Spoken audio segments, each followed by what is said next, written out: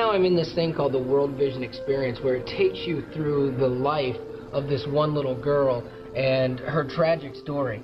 Her mom ended up dying from AIDS, and she was 6 years old and had to live this life by herself. And if it wasn't for a World Vision sponsor, who knows where this girl's life would have gone. And it went better. This one actually has a happy ending because somebody intervened, and that is people that sponsored this girl and people that sponsor World Vision and World Vision being in this country to help people.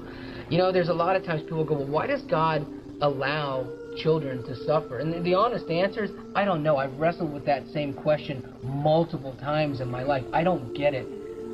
The only thing I can come down on that is maybe it's that so we can learn to show people His love, and so that we can experience part of that as well. Because when you're helping somebody else, the reality is it does help them, but it does help you too. That's the blessing I think that God gives you when you help somebody else, is that you get a sense that everything is bigger than you, and you step out of yourself for just a moment and stop worrying about your own problems. Because when you see the poverty that these people live in, it is mind-boggling. They live on less than $2 a day, American money, and the conditions they live in is crazy.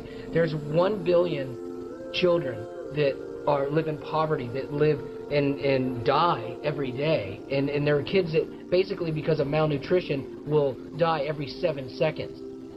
I don't know why this happens, but I do know that I want to make a difference, and I want to help stop that number. Yes, it's a trickle. If there's 1 billion and World Vision is going to sponsor 200,000 this year, that number is just such a drop in the bucket. But at the end of the day, it's not about companies, it's about kids. It's your chance to actually make a difference in one person's life. You're not going to solve the whole problem. I know that.